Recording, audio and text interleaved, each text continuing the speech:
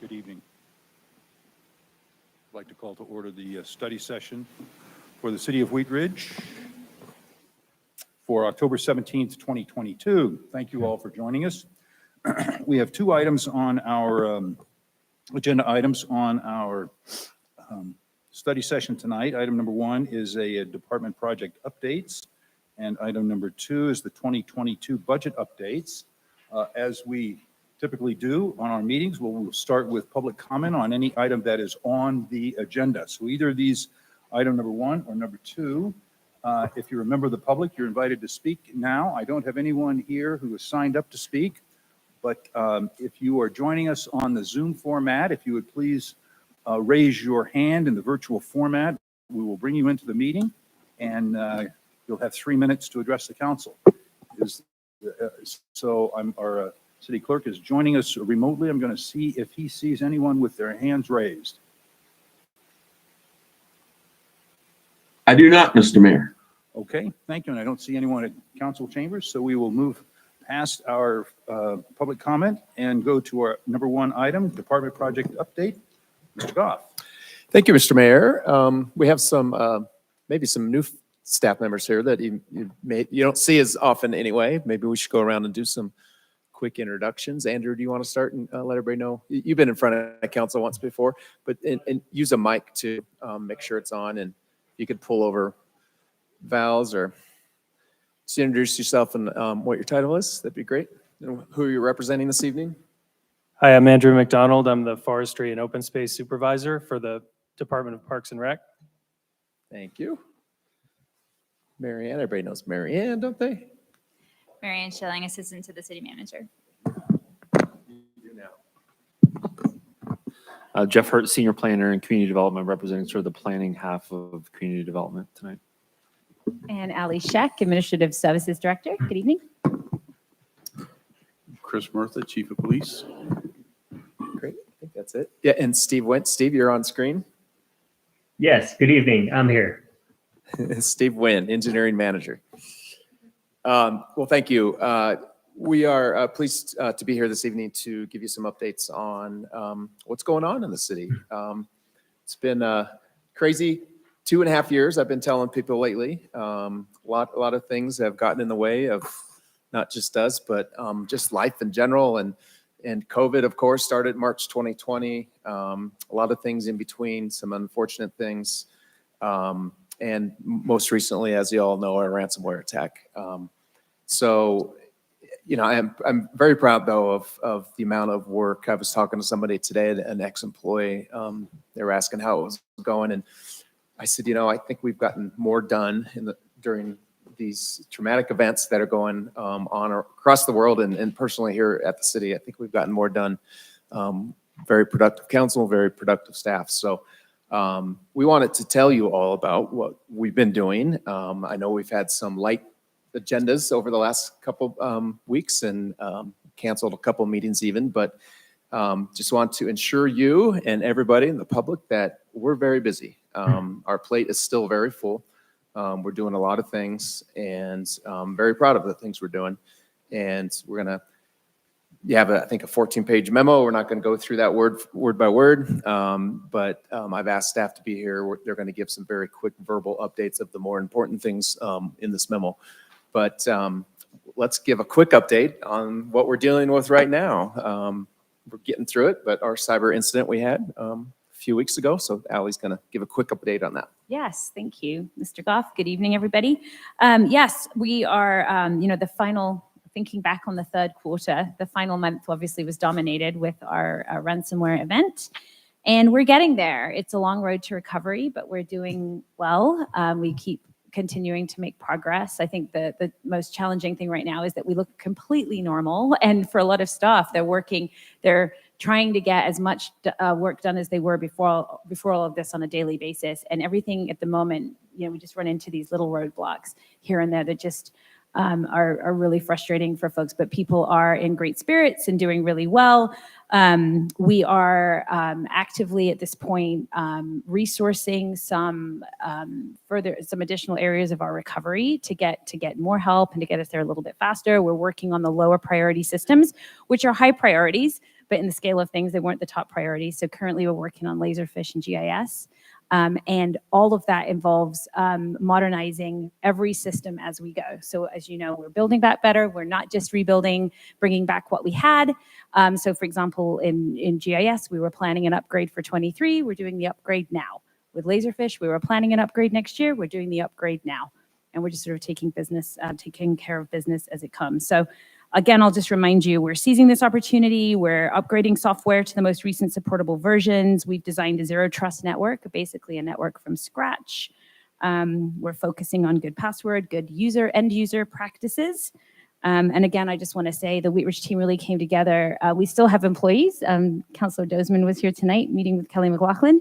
Employees that are serving not in their normal roles, instead supporting the city through this. So again, we're making great progress. We have learned a lot.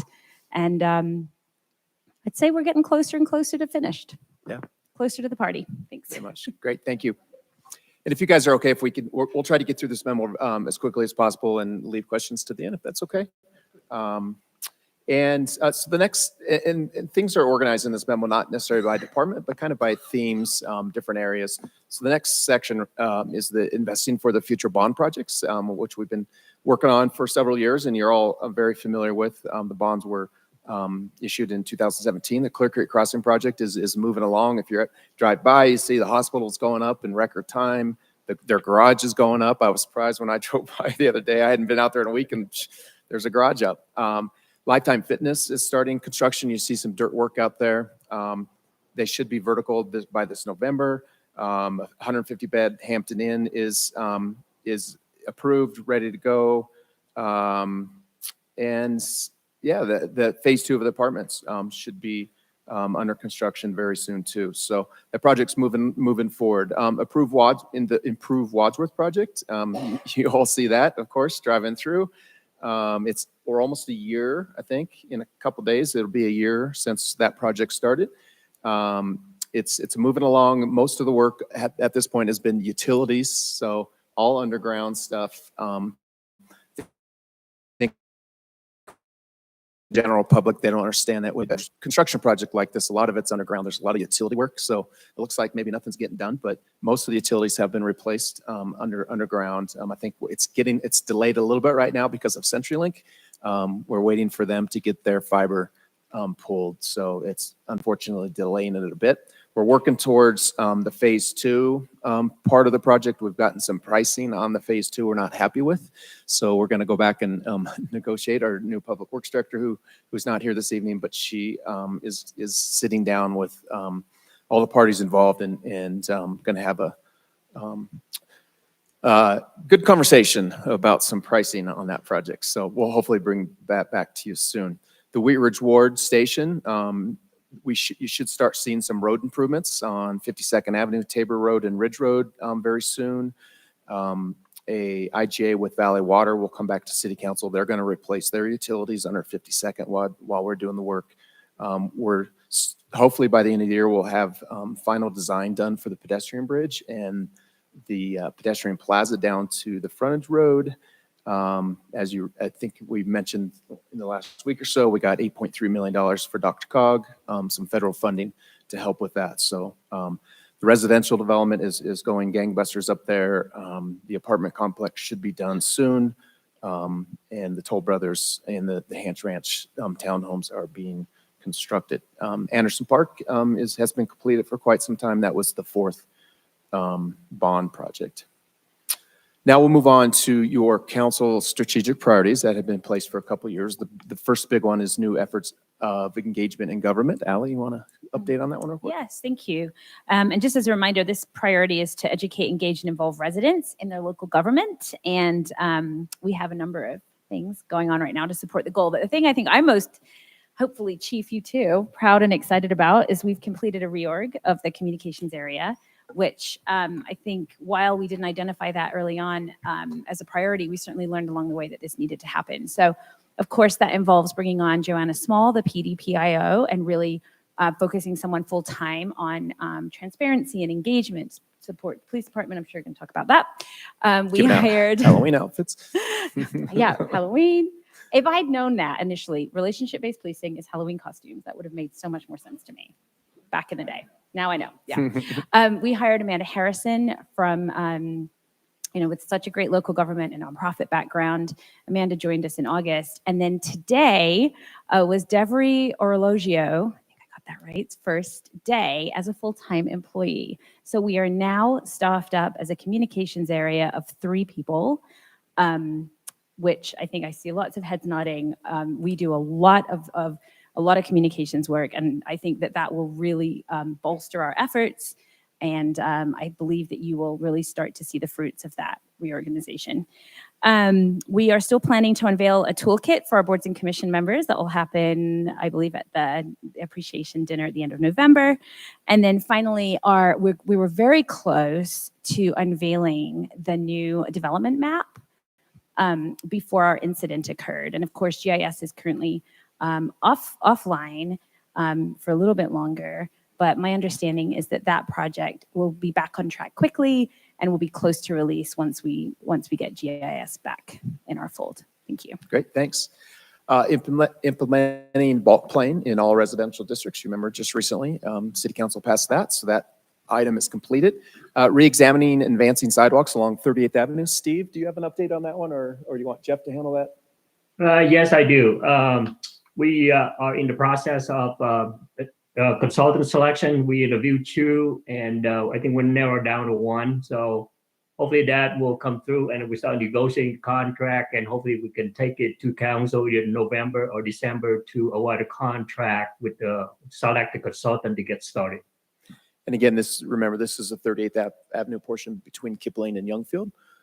We still will bring back a discussion with City Council to discuss Wadsworth to Harland on what Council would like to do with that section of 38th Avenue also. Review the vision, mission, and funding of Local Works. We had that discussion. That item's completed. As you know, Local Works has a new executive director and is doing some exciting things. Streamlining the permit process is our 5th strategic item. And Ally, that's you.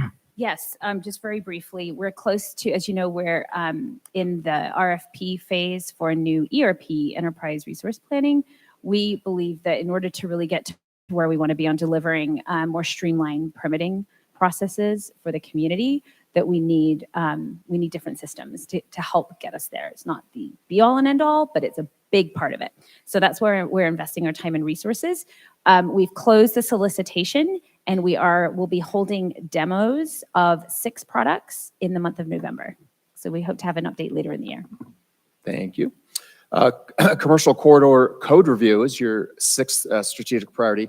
We haven't touched this one yet. We're hoping to bring this back early 2023, get further direction from council on what they would like to see here. But workload has demanded our attention in other areas, but we'll get to this one hopefully soon.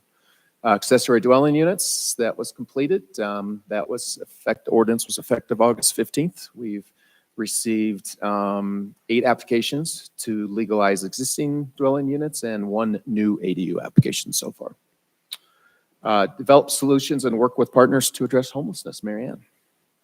All right. Well, you may remember that we had our homeless navigator, Rebecca Rodabaugh, and our housing navigator, Corey Kohler, here to give a big overview 2 weeks ago on our October 3rd session. So they went into great detail. But just in summary, since the program started almost 2 years ago, they've worked with over 166 people. And of those individuals, 15 people have exited our program into transitional housing and 36 into permanent stable housing. So really great numbers we're really proud of. Additionally, since they presented to you all, we did get the final information on where our severe weather shelter network was going to be located for the central region. And so our region for Wheat Ridge is going to be located at the Healing Waters Ministries, which is located at 6475 West 29th Avenue. You all should have received a very detailed email from our housing navigator with all those details. So looking forward to continuing our great work on there. But the big update was 2 weeks ago, so I'm not going to give you too much more.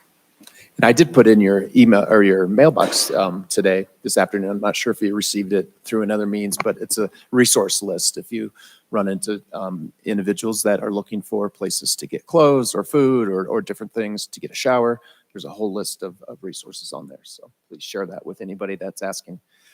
Now we'll move into a second category or another category of updates of what I called current studies and planning processes. We have numerous ones, as you can see that, these are kind of in the middle or coming to the end of the study and ready to bring back to council. But I think a lot of these items are going to provide a lot of information for you all to make policy decisions in the future in many different topic areas. The first one's affordable housing strategy, and I'll give Jeff to give an update on that. So this is sort of the first of its kind strategy that the city's had. If you recall back in August, we did a fairly deep dive on sort of why housing's so expensive, et cetera. And we've been using your guidance from that meeting to develop a draft. And we have December 5th scheduled to share that draft with you, or at least key components of it. And then I can jump to the next one too, if you want. So running on a similar track, 44th Avenue corridor plan is also going to be in front of you on December 5th with some preliminary recommendations. Maybe a different, we might have to switch that. Okay. Yeah, at some point in the near future, we're going to come to you with some preliminary recommendations for that corridor plan. There's a survey live right now on that project. Both projects, the affordable housing and the 44th Avenue, both have pages on What's Up Wheat Ridge if you want to take a closer look at those. Great, thanks, Jeff. Open space management plan. Andrew, you ready for that one? Sure. So the Parks, Forestry, and Open Space Division is working with a consulting firm, Logan Simpson, on an open space management plan. So the updates are that community participation continued with virtual workshop and an open house event. We have a visitor engagement survey that's posted along the Greenbelt to try to understand people's visitor perceptions and how many visitor numbers we have in the open space. And we're also working on a Clear Creek integrated watershed management plan, which is with neighboring agencies such as City of Golden and Jefferson County Open Space. And I recently met with agency partners to begin work on that. That's aimed at better understanding forecasting and planning for water quality improvements and standards for the entirety of Clear Creek. And the group is in the planning phase, but we've been reaching out to stakeholders in order to map water quality projects across Clear Creek. Terrific. Thanks, Andrew. 38th Avenue street improvements. Steve, you got that one? Or Jeff? Oh, Jeff's got it. Yeah, you may chime in. So this is the project to look at improvements to for bicycle and pedestrian access and safety on 35th between Teller and Sheridan. And so we had a good turnout of about 240 folks just nearby that weighed in on the survey. And so we're currently developing a concept for that. And here in about a month, it'll be ready for public sharing. Let's see. Great. Thanks. And then let's talk. You want to jump right into that? Right. Yeah. So Let's Talk is in neighborhoods 7 and 8 of 10 now. And I think crazy. We're just knocking them out. And I think our numbers now, we have about 1,500 people that have weighed in for the program. And so those two neighborhoods are Southeast Wheat Ridge and Paramount Park. So currently we're analyzing feedback from about 300 residents in these neighborhoods to develop an action item list for them to kind of weigh in on and rank, slated to end the engagement blitz early part of next year. Great, thank you. Ward Road Railroad Crossing. Steve, do you have any information on that, or I'd be happy to? You can start and I can chime in if anything needed. This is basically designing or investigating for a grade separation of the railroad tracks on Ward north of 570, close to our TOD center. As you know, that traffic backs up there quite often. Most of the traffic is folks coming from Arvada, I think, south into other areas. But we are receiving, I think the memo here says we were submitted an application, but I think we were just found out we are going to, or recommended to receive.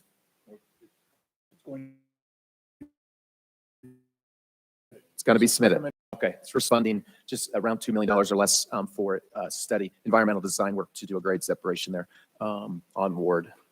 One item that I thought about today that I forgot to include in the memo under planning processes and studies is our facilities assessment program plan that we're working on right now. We had some meetings today. Can can you provide a quick update on that? Or, we hired Stantec to do a major facilities assessment of all of our city facilities. It got delayed a little bit because we decided to add the outdoor pool also to the assessment, and they're going to do that. Our outdoor pool has some issues with leaking and other things and boiler issues and stuff. So we want a really good assessment of that pool before we come back to council to determine what needs to happen to keep that moving forward. But they're in the process of interviewing departments and staff, trying to figure out what our space needs are, what our future staffing is going to look like. And they're looking at all kinds of different things right now. I can't remember what the time frame is. Do you? Okay. So that's one other thing. The next category I want to move on to is development updates. And our new construction development, it does continue. It's starting at a pretty good steady pace. It's starting to slow down a little bit. I think we're projecting for less development next year. We're starting to hear out there also, especially residential development. A lot of residential developers are stopping. A lot of even projects kind of midstream. Some are slowing down. So we're going to probably see some slowdown in development growth over the next couple of years, depending on what happens with the economy and potential recession. But things are still fairly busy in the city. Lauren included some numbers in here. We had 1,600 permits issued year to date, inspections completed over 11,000. We've issued 82 certificates of occupancy year to date, and we have active permit applications of 245 in place today through October 11th. The cyber attack didn't really slow us down much at all. Permits, inspections continued. There was a little bit of wonkiness on the website, and there was a few things delayed, including Ms. Hutchinson's sewer line. Sorry about that. But there was probably a few of those, and we do apologize to our community. But for the most part, things kept moving fairly quickly through the system. A lot of development across the city. The Gold's market is receiving some certificates of occupancy. Queen City Coffee opened in August. There's the Illegal Pete's should be starting construction very soon. The Esther's Tavern should open by, they're hoping Thanksgiving, I believe. M's Ice Cream's open. The running company's open. So a lot of activity there. We have 2 new restaurants coming in on 38th, a sushi place and Little Brazil that is currently in Gold's Market is going to move to 30th and Upham also in the apartment buildings there. So they're going to get a brand new, nice, large space. So excited about that. Did you have any updates on this? Did Lauren give you anything on this? And they should be starting construction there soon. Renewal Wheat Ridge is moving forward on a few new projects, and they've been working on a lot of projects the last few years, but they came to City Council a few months ago to talk about a renewal plan for the Lutheran Legacy Campus, and there was direction by council to move forward with that, so they are working on that. We have numerous TIF and STEP agreements for projects helping with sewer and sanitary lines. As you know, Urban Renewal Authority issued their bonds. We have a whole list of projects that those bonds are funding in the Kipling and I-70 corridors. Yeah, and just some more random developments across the city we'd be happy to talk about. Next category of updates is public improvements. And the first is 32nd Youngfield Street bicycle and pedestrian and aesthetic improvements. Steve, you want to do that? I can jump into. Sure. Right now, we're working with BEA to execute the contract agreement. Hopefully, it should be back in our office here within this week or so. And at the same time, we're planning on a kickoff meeting for the project here in the next couple of weeks. So we hope to get going pretty soon. So to summarize that project is really going to focus on the Youngfield corridor all the way from the I-70 Youngfield off-ramp, and then also all the way down to 40th. 2 different phases. One is ped bicycle improvements on 32nd under I-70, but the second part of the project is major aesthetic improvements along that corridor with landscaping, signage, lighting, new fencing. It's all in CDOT right away, but they are working with us to make some major improvements to that corridor to make it look much nicer. The Wadsworth sidewalk from 32nd to 35th. Steve? Sure. As you are aware, we got awarded with Dr. Cook board action. So we got the funds for the project. So hopefully between now and year end, we'd like to get the IGA secured with CDOT, and then on to early next year, we're looking at seeking a consultant for the design, and hopefully that will occur in the first quarter of 2023. That will be a good project. And also we're combining a CDOT initially planned for the traffic signal improvement at 32nd and Wadsworth. We talked about it, we pitched it to CDOT, it would make sense to make a project more meaningful, that we want to include that signal with ADA improvement at the intersection to combine with the project. So I think CDOT agrees to that, and so that's going to be our project scope to include that intersection as well. Thank you, Steve. Lena Gulch floodplain project. If you remember during our ARPA funding discussions, council agreed to provide some funding for some floodplain mitigation along the Lena Gulch between Sims and Swadley. I believe it takes 14 houses, if I remember, out of the floodplain. So that, not sure if that's, Steve, you have anything further on that? Yeah, I think part of that funding too is we are seeking fund as a fund partner from Mile High District, and so we have to work with them to include their portion of the funds into their 5-year CIP. So we're working on that. Once that's established, we should be able to know the date, which project, when we can proceed with that project. Thank you, Steve. Do you want to move into the neighborhood traffic management program? Sure. The program has been very active. Since beginning of the year, we have held about 7 to 8 meetings with the neighborhoods. And among most of those, we already have developed a neighborhood mitigation plan and have sent out to the resident for their consideration. And we have received 2 more that we are doing data collection, and pretty soon we'll organize resident meetings to meet with them. And also, we'll be likely to retool the program next year, and we'll bring update to council hopefully in early 2023. Other than that, the program has been received strong interest to look at street to help out with the speeding issues. Great, thank you, Steve. The next couple items are just our annual Public Works street pavement maintenance. We've completed most of those for the year, so some major, you've seen the overlay and slurry seal and street striping done this year. 44th Avenue bridge repairs. Steve, do you have any update on that? Yeah, we're proceeding along nicely, and I think we'll anticipate a completion date sometime in November, so that will be good to wrap it up before the winter. Great, thanks, Steve. And then on 38th Avenue, we received another CDOT Main Street grant, which in $70,000, it's going to help us reconstruct. If you can picture it, the sidewalk area in front of Clancy's, it's kind of wonky on the south side of 38th. It's going to make that more accessible for pedestrians. And then we're also going to install enhanced crosswalk at the intersection of Reed and 38th Avenue. Back to some parks, forestry, and open space. Andrew, Prospect Park Phase 2. I think some of you were at the grand opening this weekend. Yeah, it was a good turnout, especially from the pickleball players. So the phase 2 is nearing completion. Grand reopening was on Saturday.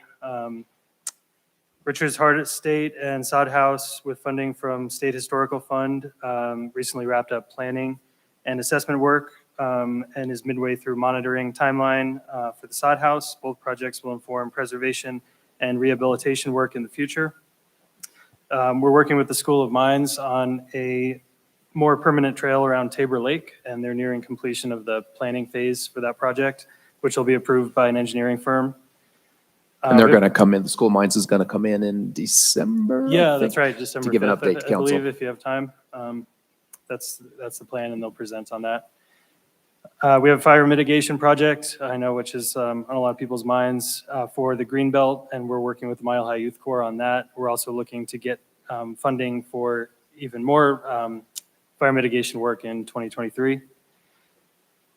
Prospect Lake, we did experience an algae bloom, but we've been working on water quality improvements for Prospect Lake, aerating the water and adding fresh water, and we've since restored the balance there. We still have the signs up, by the way, you might see them there, but that's just out of an abundance of caution. We had a big National Public Lands Day event on September 24th with about 150 volunteers. That was working with Jefferson County Open Space on a large scale open space cleanup along Clear Creek. As far as education, the nature play area at Anderson Park was completed this summer, and there was a grand opening celebration for that as well. Fitness court was installed at Panorama Park in mid-September. We had a ribbon cutting for that on October 13th. Let's see. And the Wheat Ridge Recreation Center closure week was completed during the last week of August. The facility received a fresh new look with new paint, new carpet, and new furniture in the lobby. And that's about it for parks, major parks projects. Great, thanks, Andrew. There's a few other items on there you see in your memo. Our recreation activities are really gearing up. We'll talk about that a little bit in our budget update too, but we're close. I think we're getting close back to normal pre-COVID, but a lot of activities in our active adult center, our performances in the park. I think we had our largest, biggest year. Aquatics, as you know, we struggled to get employees, and all of our high school students are back in school. So unfortunately, we're not going to be able to offer some swim lessons this fall and winter that we like to do. We are going to propose a change in the 2023 budget with hiring of more full-time lifeguards that will stay year-round, which we hope will help with some of these shortages. But for the most part, a lot of our rec activities are back to pre-COVID levels, so that's great. Sustainable Wheat Ridge, Marianne? All right. The Sustainable Neighborhoods Program just wrapped up year 2 of the certification year. So we just had Applewood Villages and Paramount Heights achieve outstanding neighborhood status for a second year in a row. We also had Panorama Park achieve participating neighborhood status. And the program is looking to add 2 new programs in 2023. So be on the lookout for more information there. In July, the Sustainable Neighborhoods Program hosted the 2nd annual paint recycling event at Anderson Park in conjunction with Sustainable Wheat Ridge, the Sustainable Neighborhood Network, and Green Sheen. And a total of 30,744 pounds of paint were diverted from the landfill. So great news there. New news, or fresh off the press, is that we will be hosting our 3rd annual yard waste event, November 12th and 13th at Anderson Park. So this is going to be leaf drop-off, small sticks, your leftover pumpkins. They can all be composted at Anderson Park, November 2nd, 12th, and 13th from 9 to 1. More information will be coming on that soon. And then finally, in April, you may remember we had a staff member present to you all regarding residential waste options for our residents. Council directed staff to work with a consultant and create and implement a robust public outreach and engagement strategy so that you all could better understand what our residents want, what their concerns are. And so we are working on that right now. We anticipate bringing a proposal to you all by the end of the year. Great, thanks, Marianne. Moving on to our landscape inspection program, Jeff. Thanks. Yeah, so this is a relatively new program that we piloted before the pandemic and kind of reinstated this year. This is essentially, I think, twofold. One is enforcement of approved landscaping plans to make sure everything's staying alive and according to plan. But then also, it's been great because it's been proactive, and we've seen a lot of developers and property owners that don't have the resources for a landscape architect get help from our program in terms of water smart landscaping, things like that. So I think so far this year, we have about 60 sites that we've supported through this program. Great, thanks. Tax and licensing, Allie. Yeah, thank you. I'll focus mostly on the special licensing programs that council implemented, but it was a busy quarter with over 180 new licenses issued. So that's both brick and mortars inside of the building, inside of the city, and then remote sellers from outside of the city. But we've been heavily focused this quarter, sorry, I've got an errant hair here, on special licensing programs. So starting off with short-term rental licensing, we're now well over a year. August was sort of the 1 year mark of at least collecting tax on short-term rentals. And then of course we started implementing the cap last fall. So districts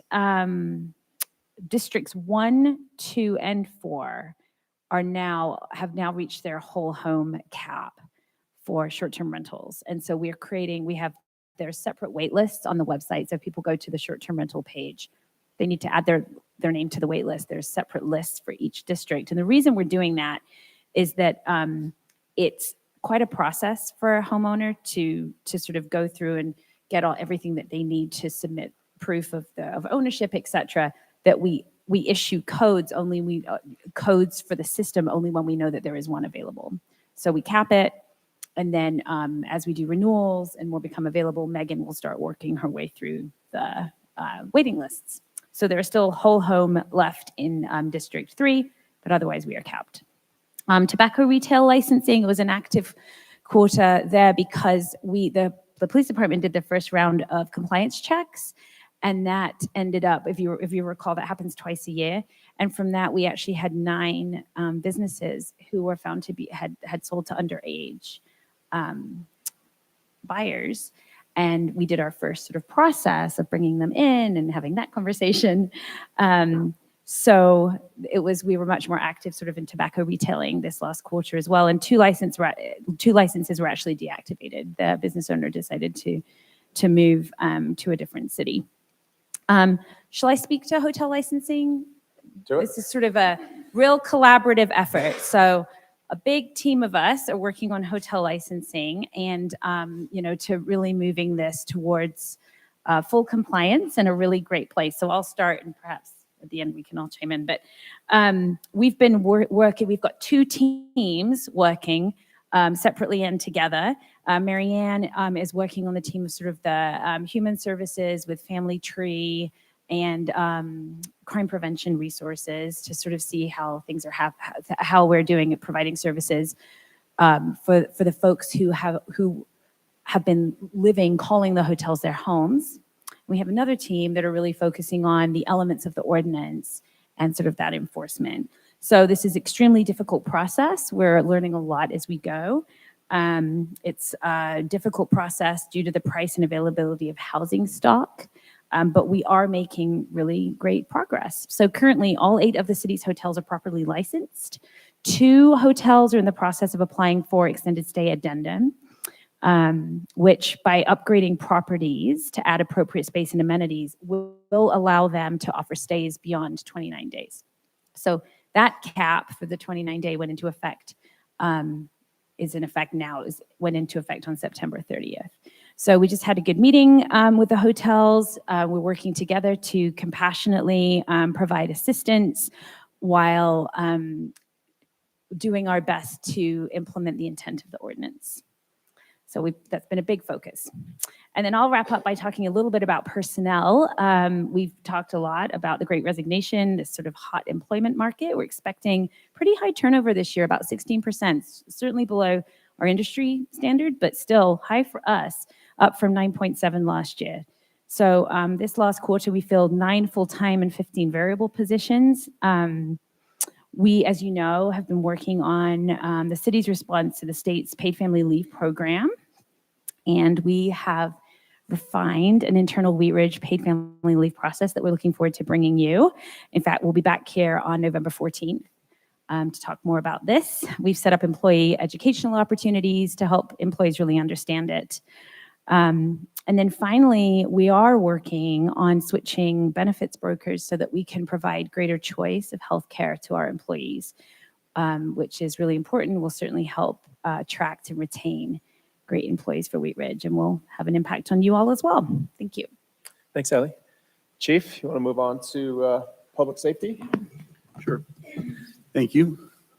For public safety, I'll move through these items relatively quickly, but I just wanted to remind council that 5 things we focus on internally at the police department are training, supervision, relationship-based policing.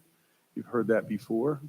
proactivity, and our internal family atmosphere.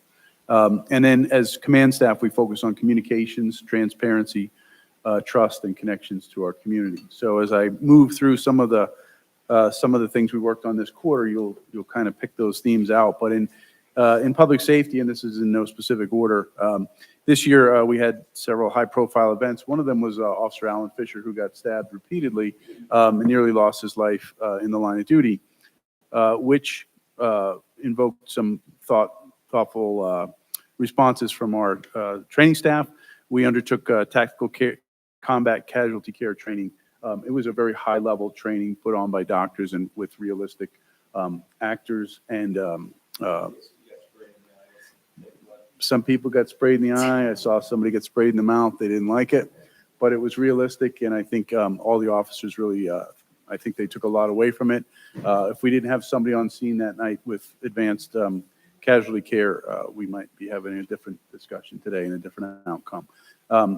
We continue to train at the highest levels. We sent half of our firearms instructors, 8 of them, to an advanced firearm instruction academy. Our West Metro SWAT team members, we went through another school with our SWAT team. Not everybody gets selected for SWAT team, but we have many members who are working in patrol every day who are SWAT trained. So if the bad thing happens, we're ready to respond to that.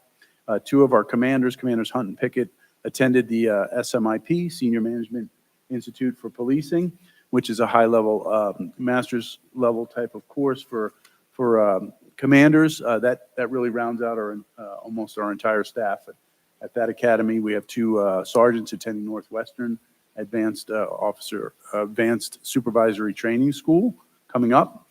Our Wheat Ridge cadets, I think we have about 12 or 14 of them, attended a week-long competition in Western Colorado University in Gunnison during this last quarter. We also trained officers in our civil seizure procedures per the ordinance that this council was inclined to pass on street racing. If you remember the ordinance, we have seized our first vehicle and we're going through the process now. Street racing was exactly what they were doing with donuts and other really aberrant behavior. Officers were able to capture that vehicle and take it, and we're working through the process, and we look forward to seeing the results of that. But we know that in the community, people know about that. So they're staying away from Wheat Ridge with that type of behavior. We talk about new equipment. This last quarter, we purchased a new radio system for the city of Wheat Ridge. We studied a lot, and we thought for a while we were going to be spending several $1 million. Made Mr. Goff gasp every time I came in his office. We were actually able to select the current provider that we have, and we really got a deal on these radios. We paid $340,000 for what ultimately would be $1 million radio system because they want to expand their footprint here in Colorado. So being thoughtful and looking ahead, I think we've got a system that's going to last a good 20 years. We added more patrol shields to the police vehicles to protect officers when they have to go into an active shooter scene. We also added other equipment such as breaching tools and that sort of thing. So that's kind of where some of the money is spent. For relationship-based policing, our group continues to meet. We continue to push that out. We continue to get feedback from our community. We think the feedback is pretty good or very good, depending on how you look at it. And we're pretty happy with that. This year we were busy with a lot of events. We were busy with a lot of crime. Crime is down. Make no mistake about it. In the middle of that, we assisted with the Carnation Festival after several high-profile attacks on different gatherings and events and parades. We certainly did our best and created an operational plan that I think was very successful. I believe this was the first year in memory that we didn't have any calls for service during the Carnation Festival, so we feel really good about the way that came out. We talk about connecting with our community. We had our National Night Out, as you all know, and we held those in the different communities. We continue with Coffee with a Cop. Hops and Cops was an event that we had that was held at Clancy's, which was a lot of fun. We have cops in the community, and we continue to do things. This last weekend, we had Halloween cops and costumes with cops, I think it is. Our new public information officer is very forward thinking and put this together. Really a credit to her. And we had between 90 and 100 families and over 250 costumes that we gave away. We ended up at the end having to turn folks away because we just didn't have the capacity anymore. So we felt we made a lot of connections and we did a lot of good and we served a lot of people. So we're very happy about those kind of events. That's just an example of many of the events we have. Our recruitment continues to be strong because of I think because of the people who work here. They're our greatest salespeople. We have 3 in the academy. We have 3 in field training who are graduating this week. We have 1 that entered field training today to start his field training.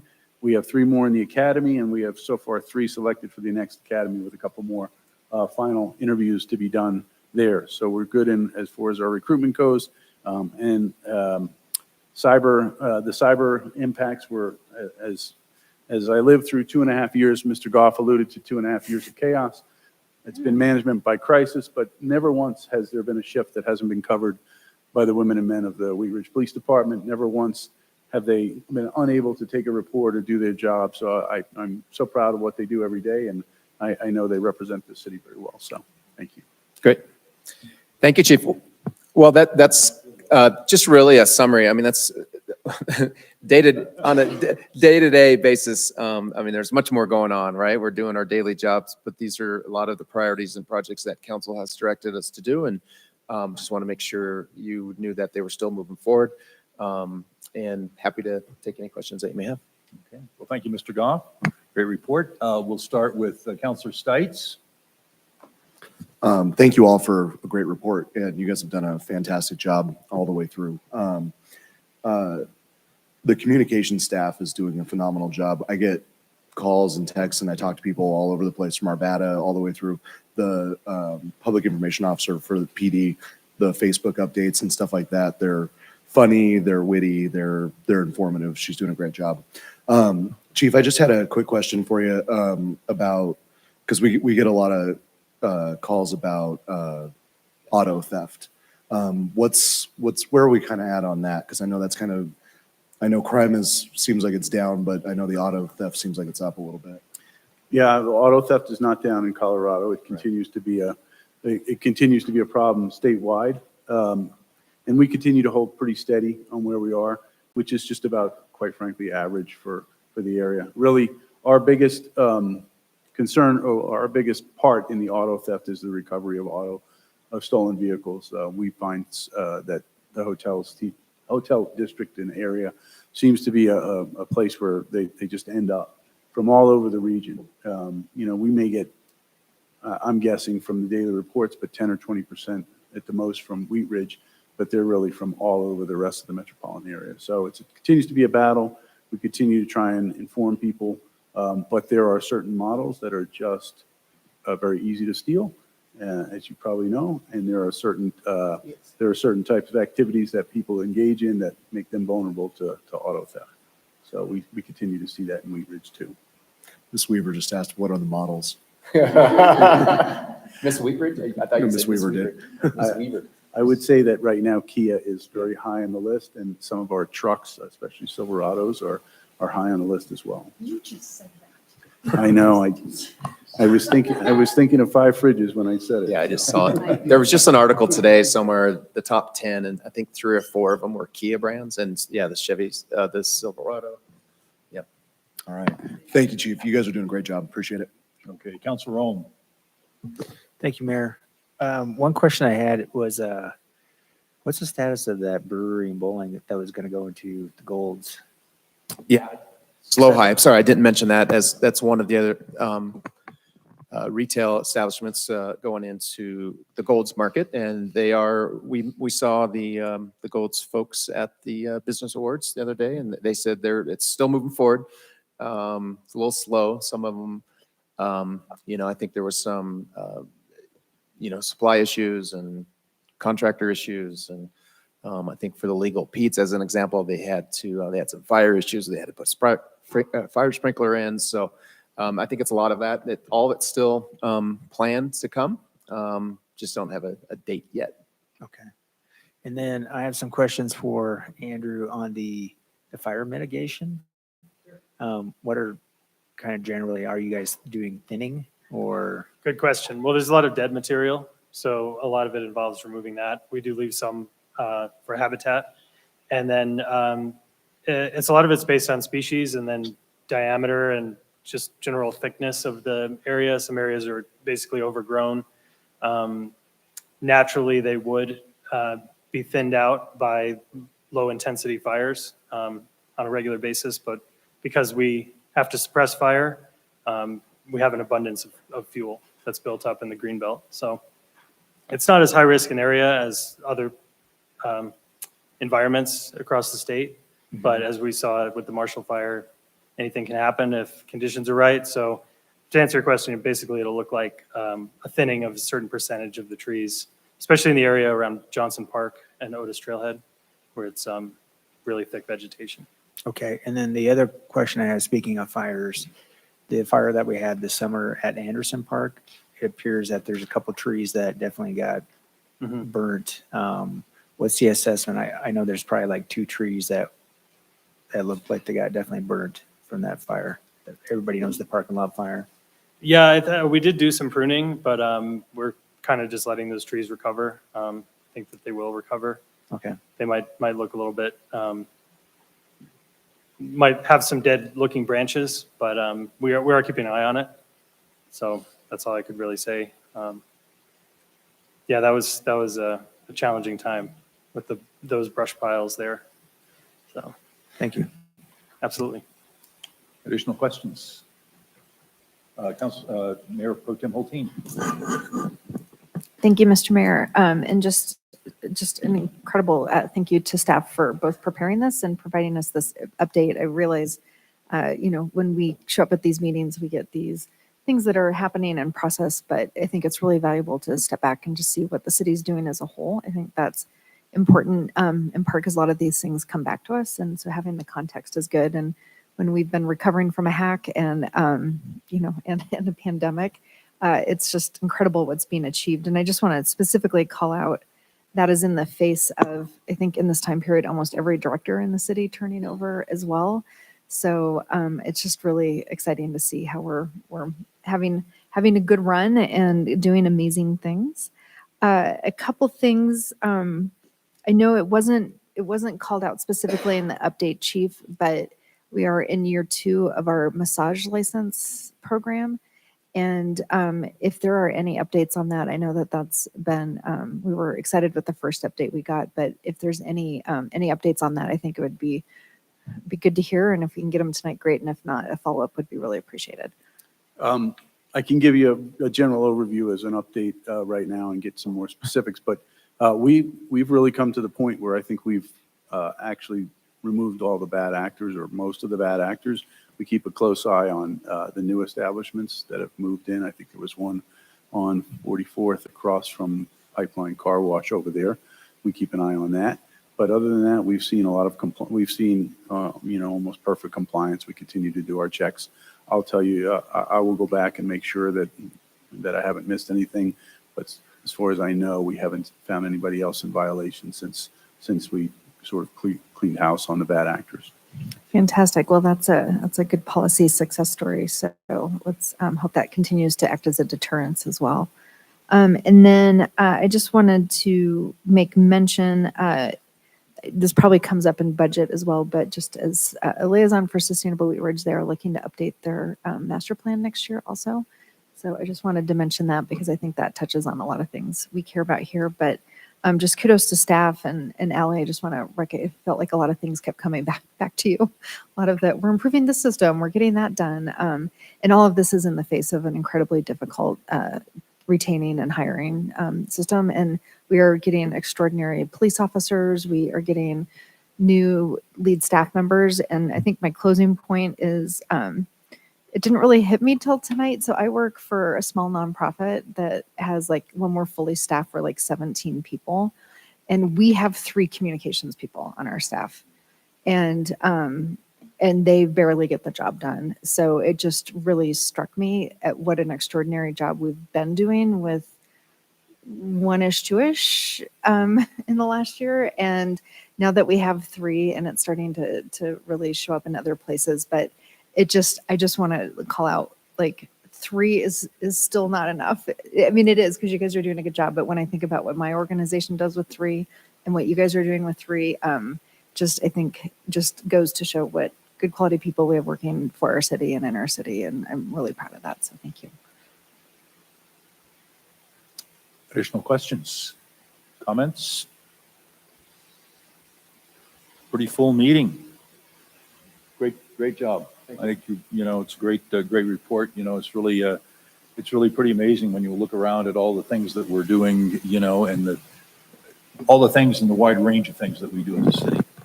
Great job, great report. And really what's to come, as Councilmember Holteen mentioned, sustainability group has some plans ahead, but as part of the budget, we're proposing a new comprehensive plan for the city and an economic development strategy.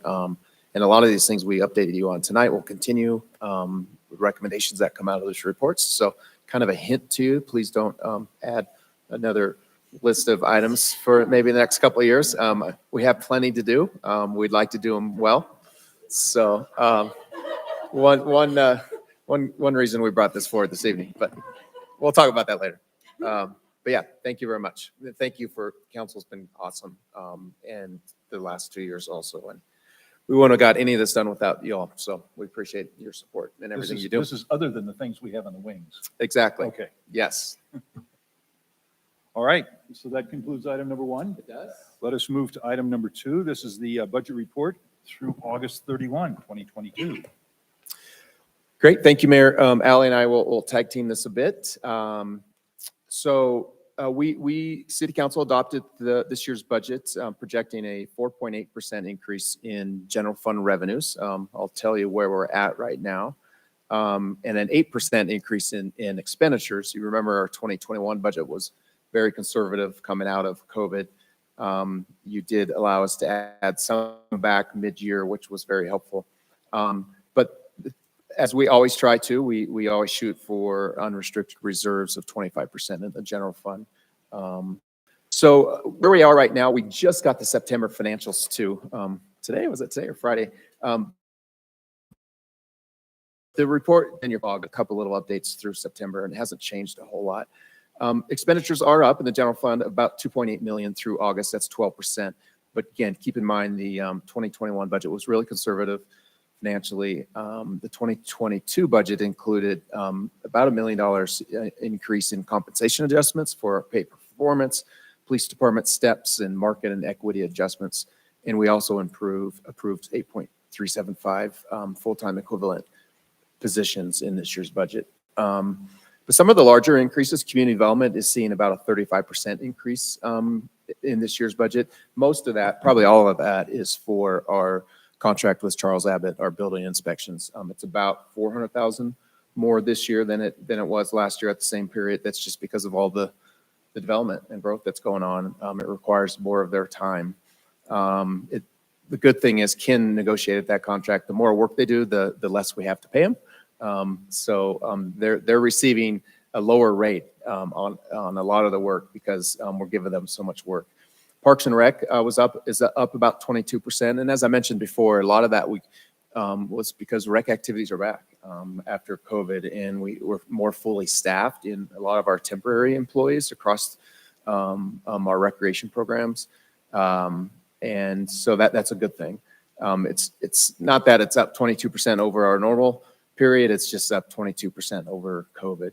Police department is up a little bit, 12%. A lot of that is more fully staffed in patrol and investigations. We've had some equipment purchases, some of our fees to some of our outside agency groups, like our victim outreach fees are going up. General government, just about a 7% increase. We increased our contribution to Carnation Festival quite a bit in some of our outside agency nonprofits. In 2021, the city did not give the $300,000 that they usually give to the Urban Renewal Authority on an annual basis. We did not give that to them in 21, but we do have that budgeted in 22. So that's part of that increase also.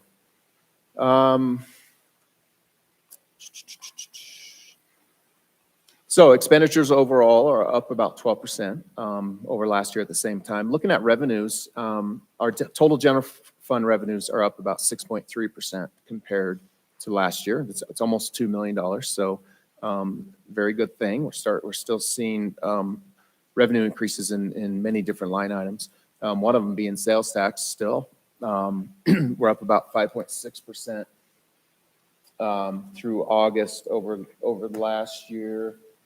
Let's see, I think I wrote some. And through September, it's about the same. It's about 5.5% through September. So that's staying pretty steady. And if, as you remember, I mentioned earlier, we adopted the 2022 budget projecting a 4.8% increase. So we're seeing a higher sales tax increase than we estimated, which is great. Our other tax revenues is up about 22%. That's primarily due to some increases in our franchise tax from Xcel Energy. That's probably because their rates have gone up so much. So we see a portion of that. Telephone occupation tax, our lodger's tax is pretty close back to normal, I think, from COVID, and even some of our admissions amusement tax. So people are out and doing more things. So we're seeing more revenue from that. Our use tax revenue is actually down slightly compared to last year, but that's just because last year was such a big year with building use tax, with all the construction going on, the hospital and other things. But we're still probably, 2022 is still going to be probably a record year for building use tax from all the construction that's going on. And then same with the license revenue. It's up about 46%. Most of that's from building permits, again, associated with all the growth and development. Intergovernmental revenue. And if you have questions about what's in these different categories, we can go through that. It's up slightly about 4.5%. We mainly because of grants we've been getting, and the county road and bridge funding that we get from Jefferson County was up a little bit compared to last year. Our service revenues is up about 15, and again, that's mainly from the recreation activities and fees. Our rec center, active adult center, our outdoor pool, even with the shortage of lifeguards, a lot of those activities are just up again, and we're seeing the revenues from that. Our fines and forfeitures are continuing to decline. They have been for numerous years. A lot of that is, some of that's due to we weren't able to staff our traffic division in the police department, but there's also all kinds of other fines that the court issues that have nothing to do with the police department that are down for numerous reasons. Other revenues is down a little bit, 3%. That's just because we received a large reimbursement from Lutheran last year for the master plan that we did for the campus. But we didn't get that this year, so the revenue's down.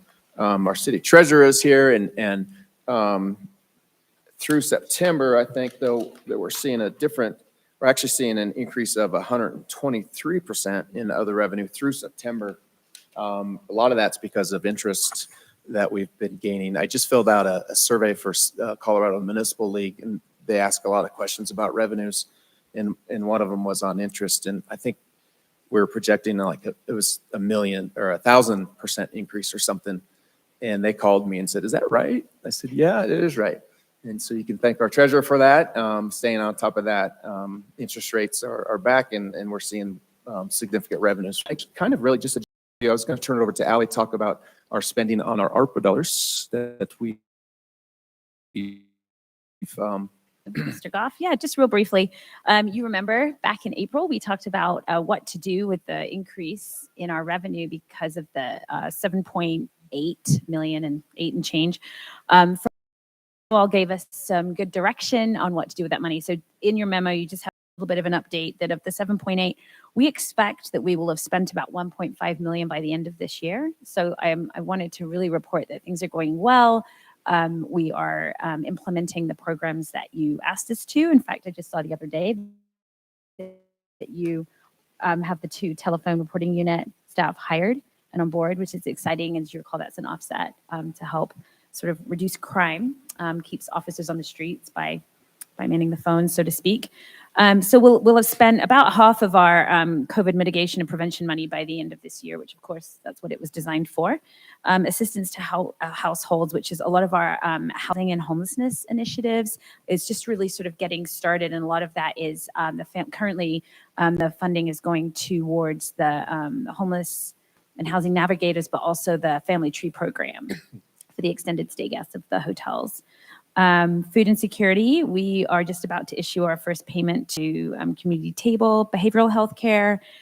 We are partnering with Jefferson Center. I'm really excited. We have a meeting this week to learn more about the specific programs that our community will have access to through our funding, and we'll get all over promoting that. We just learned, actually, do you want to give a quick update on that? Sure, yeah, I met with the interim principal of the Wheat Ridge High School, great guy, if you haven't met him yet, but their clinician is on board that we're using ARPA dollars for, so they're very, very excited about that. We were worried they weren't able to find somebody. They were having trouble hiring those positions for different schools, but they found one for Wheat Ridge High School. Yeah, so again, unexpected for this year. We thought that would happen next year, so we're very excited about that. Preventing and responding to violence, that's additional funding for victims outreach, as well as the telephone reporting unit staff and equipment. The parks projects, Councillor Hutchinson and Mayor Starker, you were at the fitness court opening this week. So the $187,000 you see spent between last year and this year for parks projects is there. And has everybody had a look at it? It's so cool. Mayor, you did a pull-up, chin-up? Workout, you know? Yeah, it was impressive. There's photo evidence of that. Yeah, it was really great. Yeah, so that's done. And then next year we will fund actually all the other parks projects. So playground replacement, the Tabor Lake Trail, Andrew, right? We'll kind of get that sort of. Let's see. There's a playground replacement. There's some really fun things happening. And then finally, the Lena Gulch will kick in. I believe it's in 24 and 25 is when we'll actually be spending those dollars. So we're well on our way. Thank you. Thanks, Allie. And then finally, as I mentioned before, City Council's policy on general fund reserves is to maintain or target a 25%, which we attempt to do on an annual basis. At least we bring an adopted budget to you with 25%. We typically go over that by the time the fiscal year is ended because we're fairly frugal with our dollars and conservative. And in 2021, the ending fund balance was actually 37.8%. That's just because we spent about $3 million less than we budgeted, and we brought in about $11 million more than we expected. For numerous reasons, really the development going on in the city. There was just so much use tax and construction activity that was bringing in revenues and a faster return from the pandemic, really. So doing very well with our fund balance. We are projecting, we're still working on the 2023 budget right now, getting back to it here. We're projecting a fund balance at the end of this year of about 32.2%. So some extra money to carry over into next year's budget, which is always helpful. So we'll take any questions that you may have on that. Excellent questions. Councilor Ohm. Thank you, Mayor. A couple questions are we doing any with the green ash, the emerald ash borer? Are we doing any mapping, and do we have any type of plan as, I don't know what the current status is. I know it's probably in Wheat Ridge at this point. We did do a large-scale treatment of all of our city ash trees last summer, summer into fall. And that involved a basal spray, which is a spray on the outside of the bark. We still have not found any EAB in the city of Wheat Ridge, but we can likely assume that it's in the surrounding area. So we do have funding for next year for further spraying, but that's our program. And you've probably seen our signs, our green signs on the ash trees around the city. Yeah, because I noticed that the city of Denver's, I think my understanding is that I think they're kind of shying away from the treatment and looking at a longer term replacement with their green ash. That's true. We're not focusing on planting new ash trees. That is one thing we're doing. where we did put 140 new trees in the ground this season. And that is partially part of that program, is to renew our urban forest with more resilient tree species. Thank you, Andrew. And then, do we have in the budget those air quality signs that we talked about? I'm sorry, I missed. The air quality signs, the LED, yeah. Oh, yeah, I asked staff to look into that. I think we did put some money in the CIP budget. Just a placeholder. We don't have an exact number yet, but we did put a placeholder in, so we can talk about that during the budget. And then, are there any, this is for the chief, do you have any plans down the road for an additional plate reader? We, by way of grant, we had installed, I think it's six, maybe it's 5, at fixed license plate readers up in and around Kipling and I-70. So our officers are training on that, some have been trained, some are training on that. We have one mobile license plate reader that's mounted on a vehicle.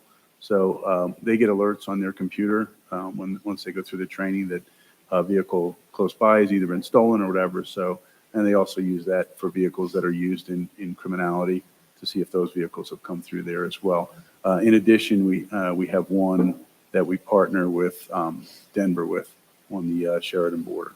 as well. Okay, thank you. Thank you. Additional questions?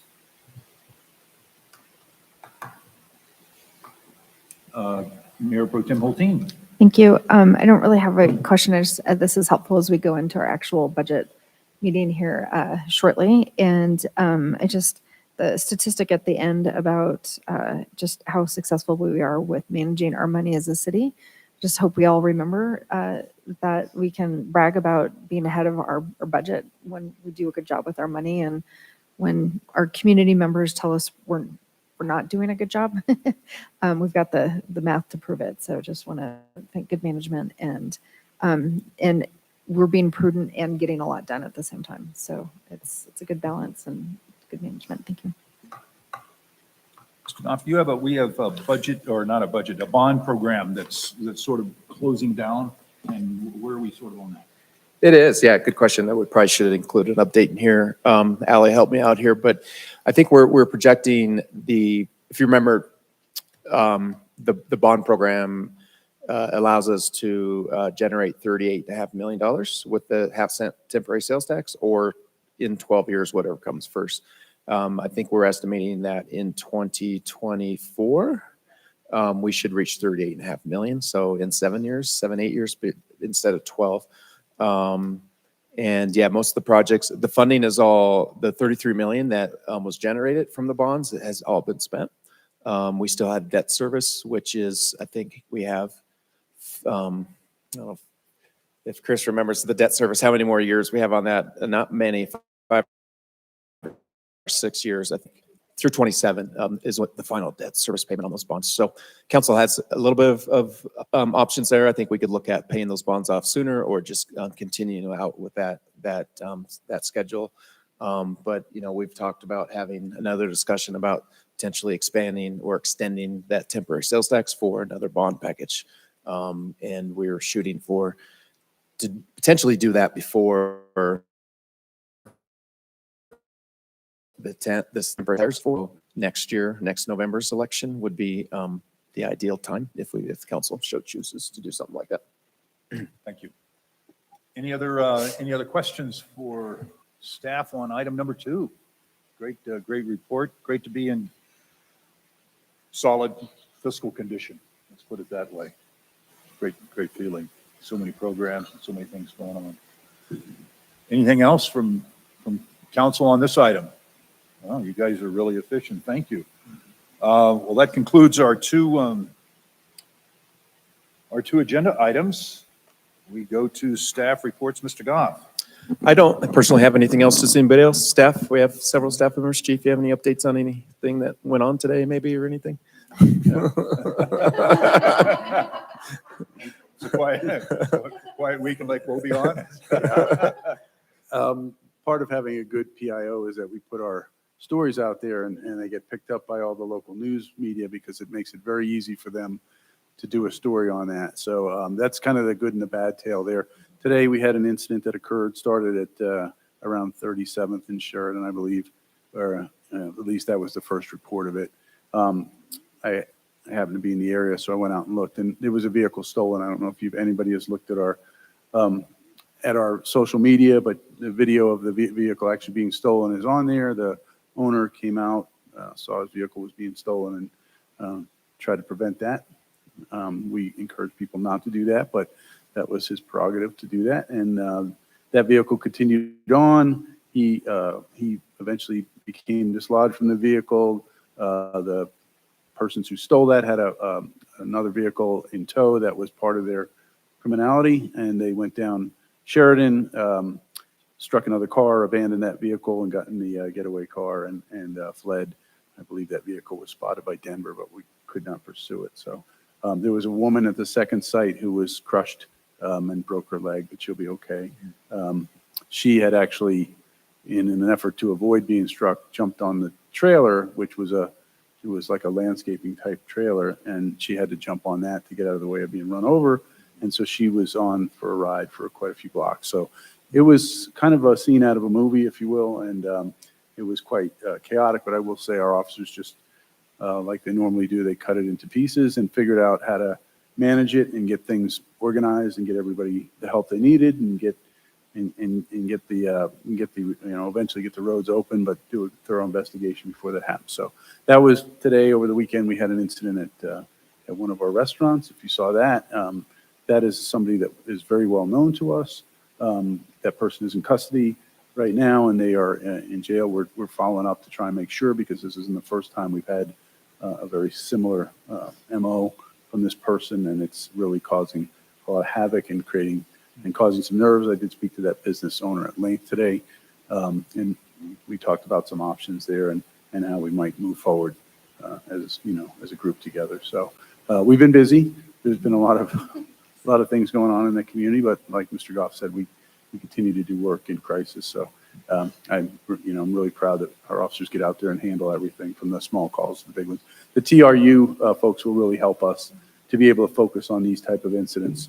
And so that's a thank you for authorizing that. And we finally got the right two people to take those positions. So we think that's really going to help keep our visibility out in the streets there. Terrific. Thank you. Nothing else, I don't think, unless everybody or. Okay. Nope. Terrific. We'll go to elected officials reports. Councilor Hoppy. Thank you, Mr. Mayor. So Thursday, the 20th is Porchlight Family Justice Center's first Be the Light Gala. You can still purchase tickets at porchlightfjc.org. And I'll be really excited to see anybody who comes along to be a part of that celebration. Thank you. Councilor Ohm. Thank you, Mayor. I will be attending the Wheat Ridge Police dinner on that same night. I was fortunate to go to the ribbon cutting with the mayor and Councilmember Stites and Councilmember Hutchinson at Prospect Park on Saturday. Had a really good turnout. It looked like people were getting a little antsy about their pickleball times, and I was happy to say that I could step away from that, and Director O'Donnell was dealing with the people with that. But it looked really successful. I think it's really disheartening when you spend that many millions of dollars and nobody shows up. And this was quite the opposite. This was everybody was there. I can tell it's going to be very well loved, and we're probably already short on pickleball courts. Of a little dark, and there wasn't much activity. And now there's lights there too, by the way. And I feel like that area is going to kind of make that area more activated, which is a good thing. On the bad note, I've noticed in my community a lot of graffiti going on, primarily around 41st in my neighborhood, just right next to Wilmer Davis, all over the place. And I wish I could say it was just in, District 2, but I've noticed it over like on Dudley, which is outside of my district. Somebody who's doing it on the concrete pans. I reported some graffiti over on the tunnel underneath Kipling to Patrick. The other night I had my window open and I heard some like, sounded like paint can shaking. And so I jumped out and there's 4 teenagers. And I tried to kind of go out and see what was going on, but they kind of ran away. They were knocking on doors. So it's hard to say. I'm not, did they have a spray campaign? I don't know. Maybe they're just messing around, but everybody's got to stay on top of it and get that graffiti off and kind of keep a watchful eye. Thank you. Thank you. Counselor Stites? Thank you, Mr. Mayor. Passing around a letter there, but I'll echo what Councilor Ohm said. Saturday was a lot of fun. The new courts and the new park is looking great. Thursday, I had the opportunity to join the mayor at the ribbon cutting for 2 new District 3 businesses. PB Run Co., which is a really phenomenal running store, and then Queen City Coffee, which is pretty phenomenal as well. They've got really good products there. Councilwoman Nosler Beck and I finished up the letter that we discussed a couple of weeks ago. That's what I passed around, or that she passed around here. I put the changes in with the undersigned, and then I put in the paragraph about the Futures Conference in there as well. So hopefully we can get maybe 1 letter today signed by all the council members that want to sign it so that we can take it to the meeting on the 24th. And we'll also email it to all the board members as well, the school board members. So thank you. Counselor Nosler Beck. Just want to make sure that people come out for trunk or treat on Saturday, the 22nd. And I think, if I'm remembering correctly, it was from 4 to 6. That's good. 4 to 6. So should be a lot of fun. And I think there's still opportunities for you to donate candy and also even sign up to be another trunk. So consider that. It's a lot of fun, and I'm really excited to see everybody's costumes that I think they might have gotten this last weekend. Thanks. Counselor Dozman. Thank you, Mr. Mayor. I do have a couple of updates. Speaking to the letter and Jeffco School Board, there is a meeting this Thursday. Regular business meetings are at 5 p.m. in the boardroom of the 5th floor at the Golden location. If anybody wants to come and speak about the school closures, that would be a good time to do so. Plus, our public meeting is October 24th, and it begins at 5:30. And all 3 schools will have a public hearing. I wanted to also congratulate Peak Expeditionary School on their first RAD bike race on their public bike park that's on the school grounds.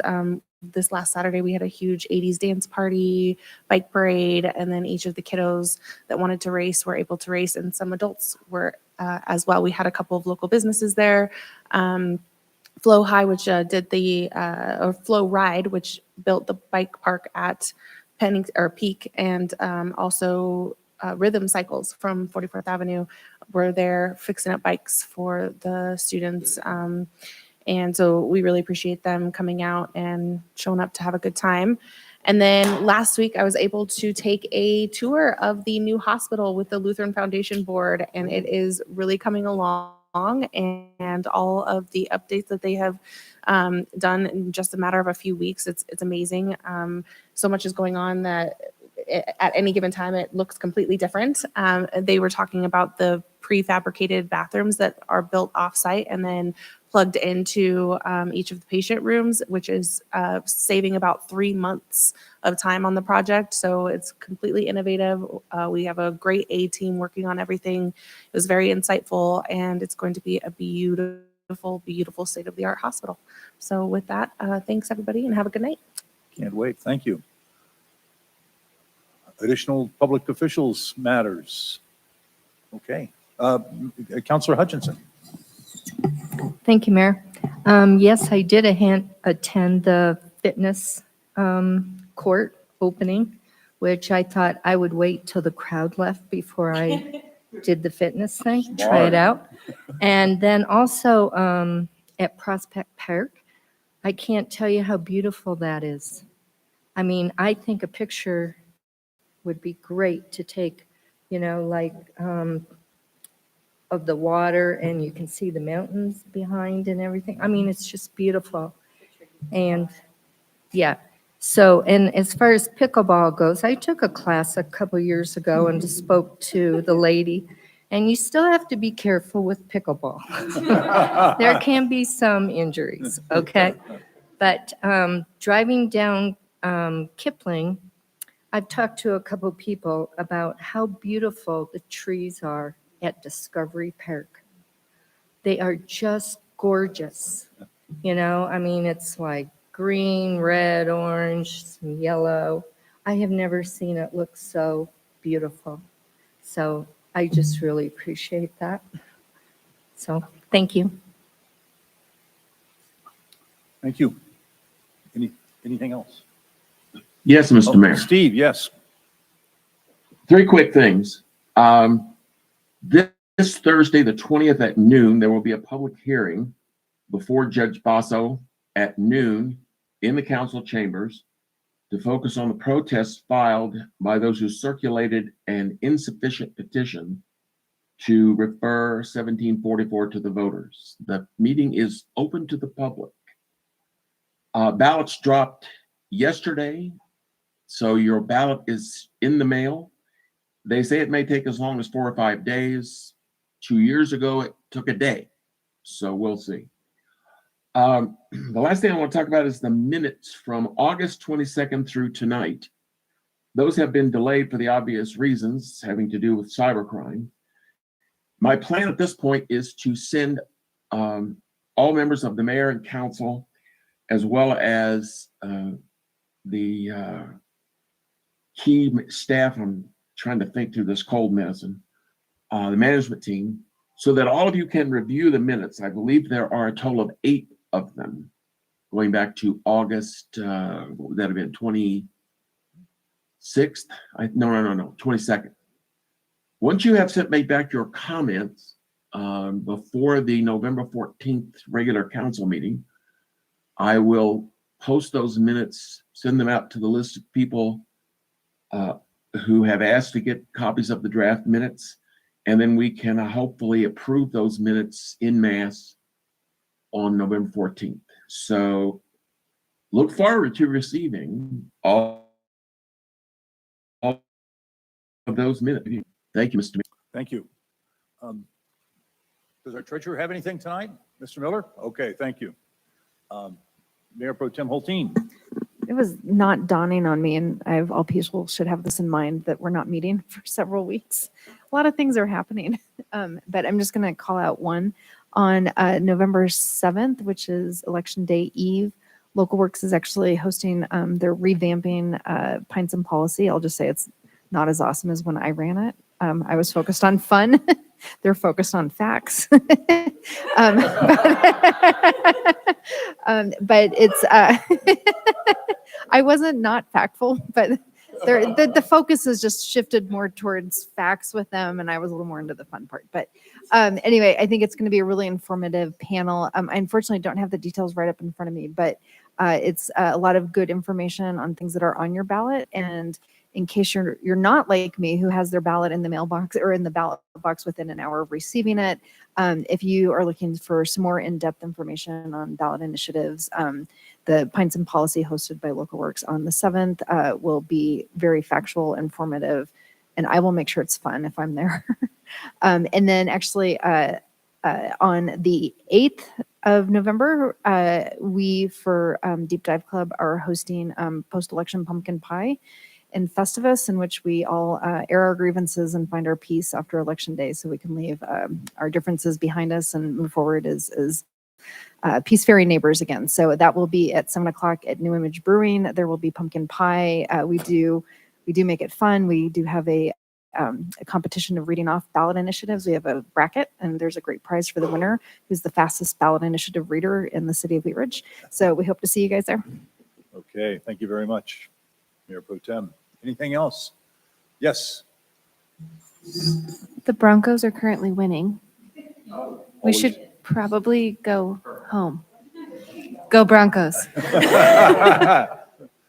Okay, well, I don't want to jinx anything beyond what I already do. So thank you very much. Thanks so much, Mr. Goff and all of your staff, Allie and Chief and all of our, Marianne and Jeff, and everyone that came. We got great things going on in our city. I was blown away last week. I went to two ribbon cuttings for two great projects in our park. We had two great businesses over at Gold's Marketplace opening up, and there's just a lot of excitement and vibrations. It's good vibrations all around the city. So thank you all for all that you do.